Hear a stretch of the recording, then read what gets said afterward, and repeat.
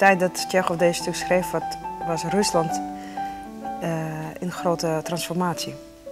Die lijfeigendom was afgeschaft, maar goed, ik hoef geen geschiedenisles hier te doen. Maar het gaat erom dat Rusland land was aan het veranderen, bepaalde patronen vielen weg. En men was ook opnieuw bezig met zoeken naar identiteit, naar hoe te leven. En dat geldt, en daarin denk ik dat je Friesland nooit geïsoleerd kan zien van de rest van de wereld. Dat geldt voor heel Europa en daar zijn wij onderdeel van met Friesland.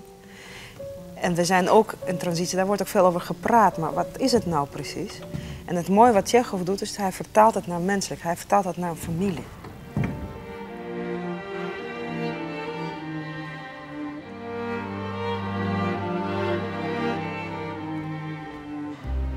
I was born to love no one to love me. Only the wind in the long green grass, the frost in a broken tree. Vanja had 15 jaar hard werken op de plaats van de familie. Op een dag komt zijn zwager erbij interveneren, de professor. Hij is naar de deur van zijn eerste vrouw, de zuster van Vanja, trouwd met die mooie jonge Helene. Neert is nou meer hoe het weer. Alles is verloren. Neert is meer op het tijd. Het leven zocht er in heel oors uit.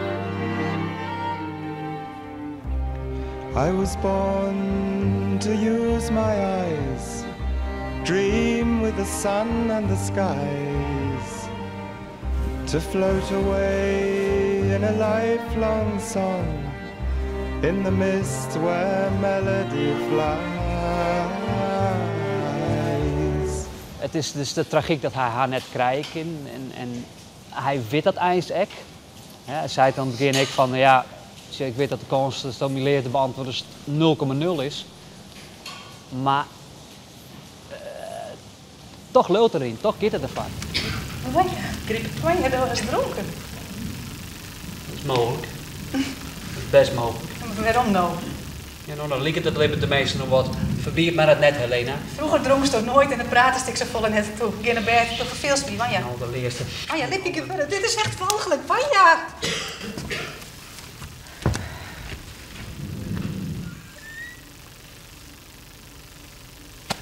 Ik leid je.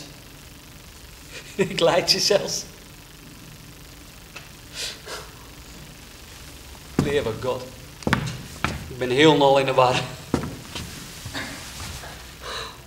But you are lost that Helena vindt Vanja aardig, maar zelf valt ze voor Astrof, de dokter.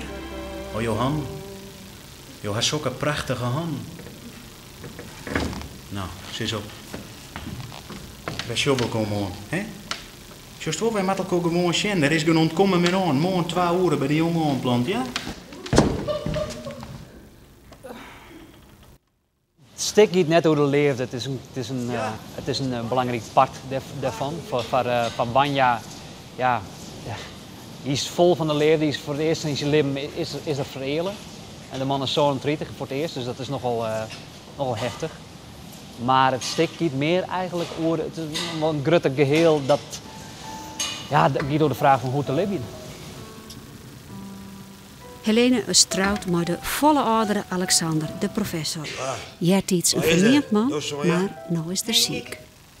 Je bent jong, zoem, mooi, je was libje. En ik ben een oud kerel en een liekhaast. Ik zie haar een beetje als een presidentsvrouw. Ze had haar hele eigen leven eigenlijk opjoen om in dienst van haar man te staan. En zo goed mogelijk. Dat vind ik heel bewonderenswaardig. Ze komt er verschrikkelijk mooi in de knel, ja. Ik kan me voorstellen als er zelf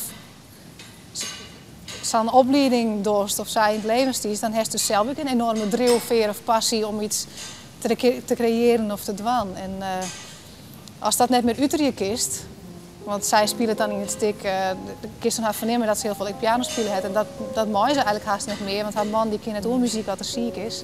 En hij is nou nogal eens wat ziek. Als dat net Utrecht is, ja, dan gaat het van binnen natuurlijk ook verrotten. En dan, dat is wel heftig.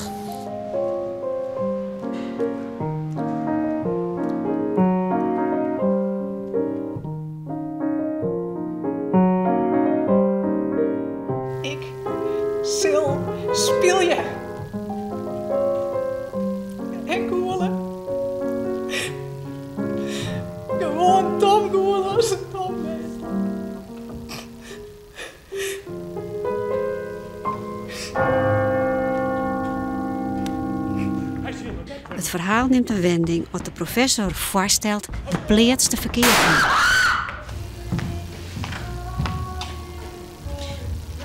Giet die goed leven, vriend. Helena vertrekt met haar man. Ze laten alles en iedereen in verwarring efter.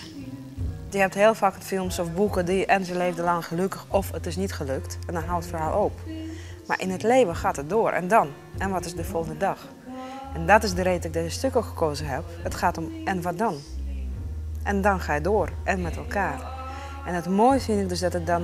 Je komt achter bij... Het gaat niet om gelukkig zijn of geluk te grijpen. Dat hoort er ook bij. Maar dat is maar momentopname. Het gaat om zoeken naar vrede met jezelf. Naar vrede met je leven.